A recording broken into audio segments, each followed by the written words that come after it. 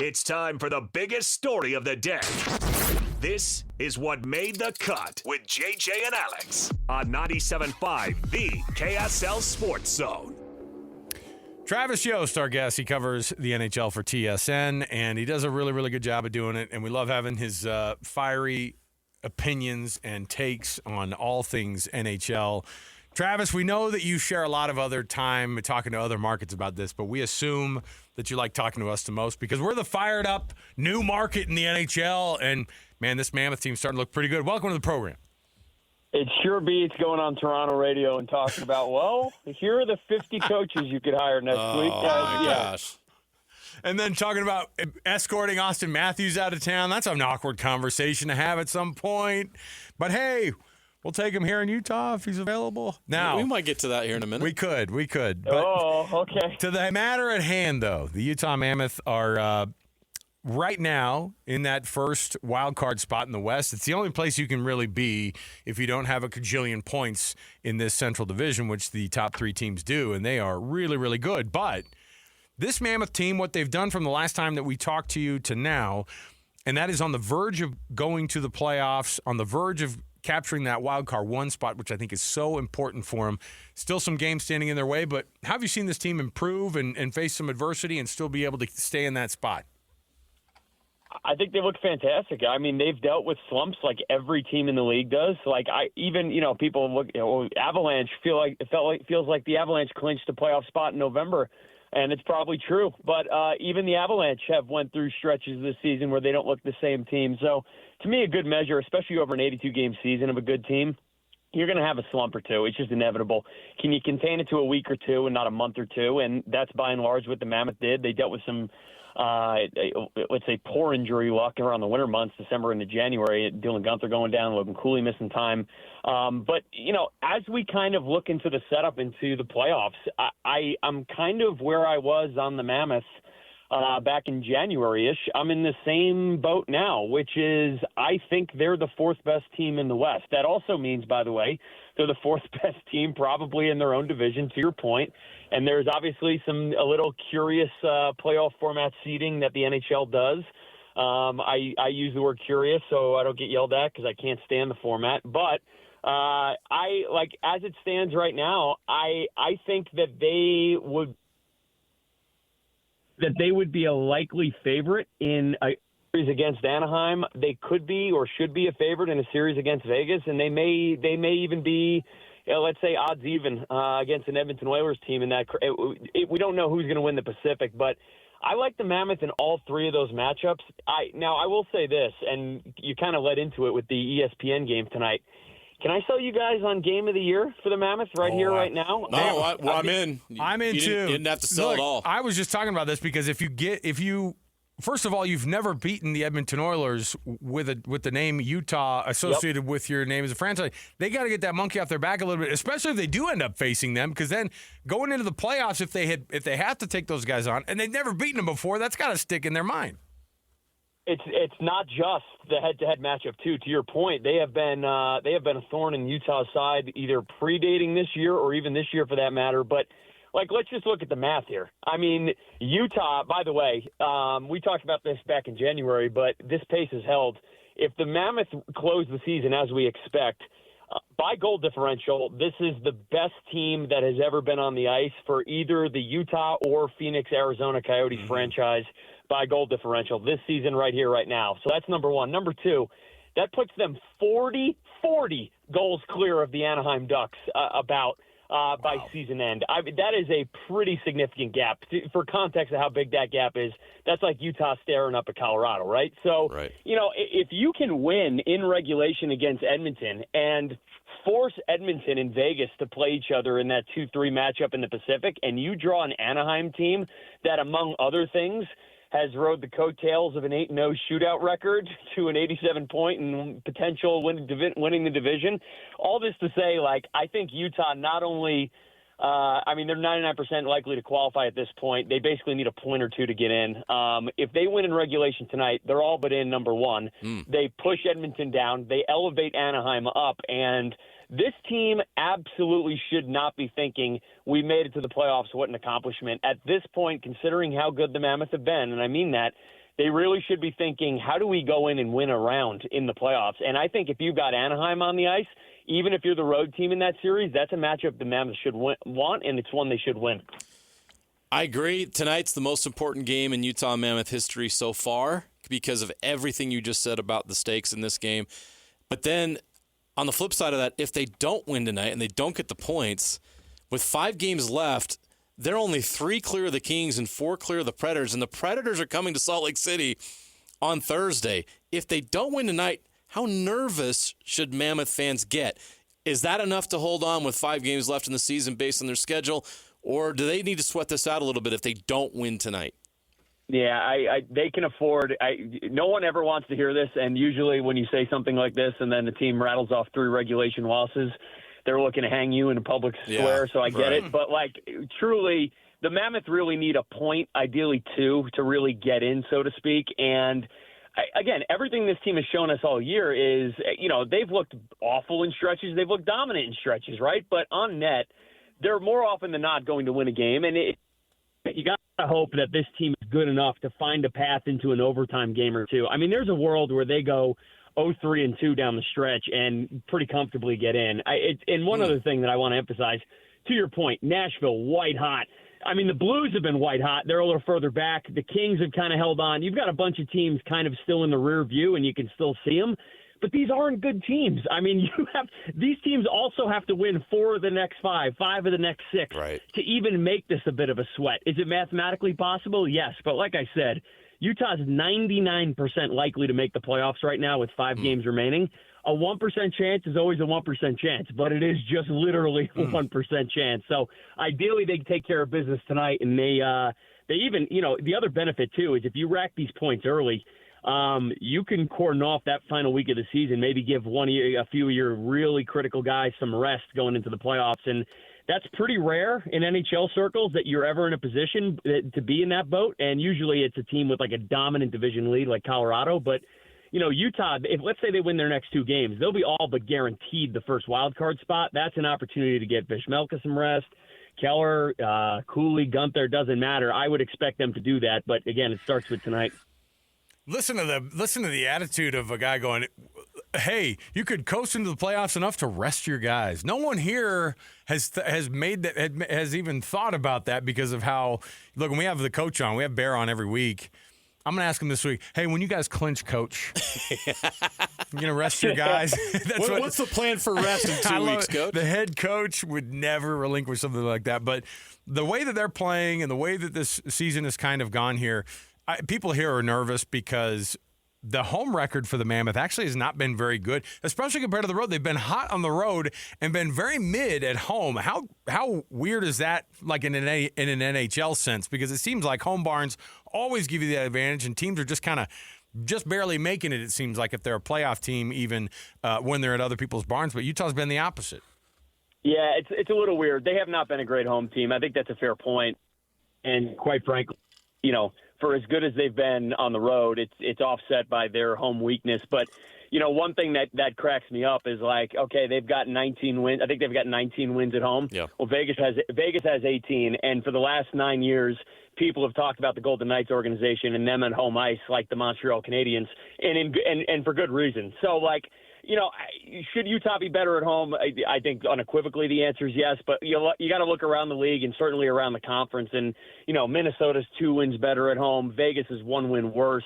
The Kings have 13 wins the entire season at home, and they're in the second wild card spot right now. So, yeah, to your point, I think it's a fair question because it's like this team is good, probably very good. We should expect more from them at home. But then when you start comparing on a relative basis, it's like, yeah, they're actually in a pretty decent spot. So eye of the beholder, I guess, on that one. You look at defensively, I think you look at the Mammoth, and they've certainly been elite all year. And now the offense seems to be catching up. I know you pay attention to a lot of the analytics and the numbers. How good is this team playing right now offensively? Fantastic. I mean, they've been a top 5 scoring offense for most of the league. And one of the reasons, by the way, I want to pull on a common thread here because I think people think like the most explosive offenses in the league are, hey, Edmonton, because they got McDavid and Draisaitl at the top of the lineup, or Colorado, right? Same thing with McKinnon. Most of the great offenses this year have a dynamic top line, but they also have the requisite depth. And, yep, in a hard cap league, that's almost an impossible thing to find. You really have to draft and develop well. We certainly know the Coyotes set them up on the draft and develop part of this stage. But look at Utah, look at Buffalo, look at Montreal, look at Carolina. What's the unifying theme across all four of these dominant teams that are effectively all four in the playoffs at this point?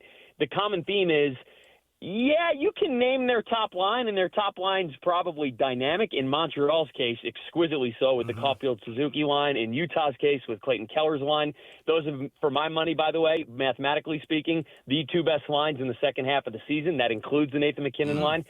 That's how good that Clayton Keller line's been in Utah. But the really backstopping component of what makes a good team very good and what allows these teams to win in the playoffs is you have to be able to carry the depth. You have to be able to roll at least two, if not three, quality defensive pairings. One thing that's not lost on me here is there are for what Utah may lack in the true quote unquote top end talent at their lineup, they more than make up for it because there isn't really a line out there. Maybe the fourth line at times a little bit, but there really isn't a line out there you feel uncomfortable with. And I think, if I'm a Mammoth fan, I really appreciate that fact because I promise you, go look around the league, watch other teams. That is not the case. Some of these teams, even decent teams around the league that don't have the same caliber of depth, sweat for half the night because you're just hoping and praying you're not getting scored on and you don't expect much from the offense, from the group on the ice, offensively speaking, to boot. Meanwhile, Utah is carrying a top five offense. I mentioned this earlier today by random chance too, but I think it's worth noting. The best defensive pairing in the entire league by the numbers, and it's not even close, it has been John Marino and Nate Schmidt. They are 30 goals opponents when in strength. There isn't a unit. There is not a defensive pairing in the league that's even above 20 goals better than break even at even strength this year. Whereas Schmidt and Marino, two veterans, two guys who have played in many different environments with many teammates, they have been the best defensive pairing this year. And what a finding that has been for the organization and the head coach. Travis Yost, he covers the NHL for TSN. As these playoffs start to kind of solidify and we start to get a little bit, obviously over the next week, we're going to get a really good focus on what these matchups really are going to be. When you look, though, at the standings, it's easy to go, wow, the Avs are the best. Wow, Dallas is pretty good. Wow, the Wild are really good in the Central. Those are all really, really good teams. Across the entire league right now, who's playing the best hockey that you would be more fearful of than maybe the odds-on favorites types that people have in their head? It's a great question. I'll give you a few of them because I think let's set Utah aside for a little bit here, although I think they've been one of the better teams in the back half. I don't think they're at the top of the list. I think the Buffalo Sabres in the East have been an absolute freight train for the second half of the year. They're in this triumvirate race right now with the Tampa Bay Lightning and Montreal Canadiens, which, by the way, is the fun part of the playoff positioning because some of the wild card race out in the East, it's like, all right, who do we need to beg to get to the second spot because it's been a painful watch. But that race for the first place in the Atlantic Division, it's not just three very good teams. It's three teams that are militantly competitive. Some of the most bad blood matchups on ice this regular season have been the Sabres and the Lightning. Two teams, 1,000 miles removed from each other. But every Sabres Lightning game has been frenetic and crazy. The Sabres play very similar to the way the Mammoth do, where very few weaknesses in the lineup. They play such an up-tempo game.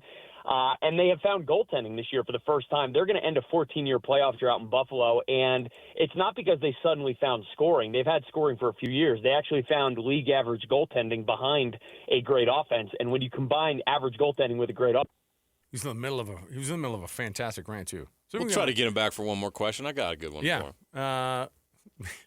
He must have just called right back. Let's see if we can get him back here because we're mid-sentence here.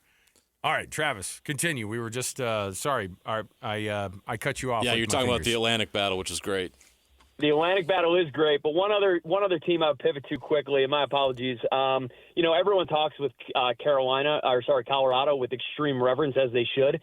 I think Carolina should be talked about with the same reverence. I know they haven't won a Stanley Cup, but this has been the singularly most reliably dominant regular season team over the last decade. They completely take the air out of games. They're as good defensively as any team in the league. They don't have a bunch of guys who sit in the defensive zone. They're so good defensively because they always have the puck. And most importantly, people knock them for not winning a title yet. And that, to some degree, that's fair. But this is a team that has won many playoff series over the past 10 years. Maybe this is Carolina's year out east. And that is a team, if not Colorado, I've got my eyes firmly. You joked earlier in the show about the dysfunction in Toronto and one of the premier franchises in the league struggling, and now they've fired their GM as well. You watch that situation, and there's this rumors floating around that Dawson Matthews may want to find another place to play. If he does ask for a trade, where do you think the best spot for him to land is? Oh, that's a great question. It's likely out west, number one, and that's both for him and for the Maple Leafs jointly. I don't think you'll see a scenario where he ended east for either scenario. Right. I could see, it's interesting. My brain viscerally goes to the Los Angeles Kings, who hold the second wild card spot, and I want to emphasize, they decided to make a splash with Artemi Panarin before the trade deadline, who, even though they signed him on a pretty tight deal in terms of term, he is going to consume a fairly sizable amount of cap space. You do wonder about Anze Kopitar, who's obviously in the twilight of his career. Matthews would be forget a plug-and-play replacement, could be an upgrade. One thing I would say about Matthews, though, and I say this as someone who, I like to take a shot at the Maple Leafs organization from time to time, get their fans all juiced up. It gets me up in the morning. However, I have to say this. I've been a long, long time Auston Matthews bull. Every time a guy explodes into the NHL circle with some crazy hot shooting percentage, everyone in the analytics community wants to bet against it. Mathematically speaking, it usually is the right bet. Matthews, though, very early in his career, kind of established himself as more of like a Steven Stamkos, Ilya Kovalchuk. Like, I'm just an elite shooter. I can score from any area of the ice, and there's no reason that skill, when I do have that skill, it would abate, in my mid to late 20s. The injury stuff, though, is starting to pile up a little bit with Matthews. And for the first time in his career, I did not think he looked nearly as dynamic. This is before his knee injury that obviously took him out for the rest of the year. He did not look nearly as dynamic as the player we have seen in Toronto for the years prior. And I think it's fair to say, he was good at the Olympics, but he was kind of lost in the ordering of the broader Team USA, who were the most dominant players. Matthews had a game or two, but it was usually we were affixed to either the Kachucks had a game. Jack Eichel was masterful in the round robin. Jack Hughes was obviously fantastic, and it's okay, you're comparing him to other greats, but I think the likely scenario is if Toronto did end up moving him, he would move west. The Kings, and by the way, since we take them off, I don't want to take the Kings off completely. That's a logical landing spot. At San Jose is another very intriguing idea because that team has been retooling for the past couple years.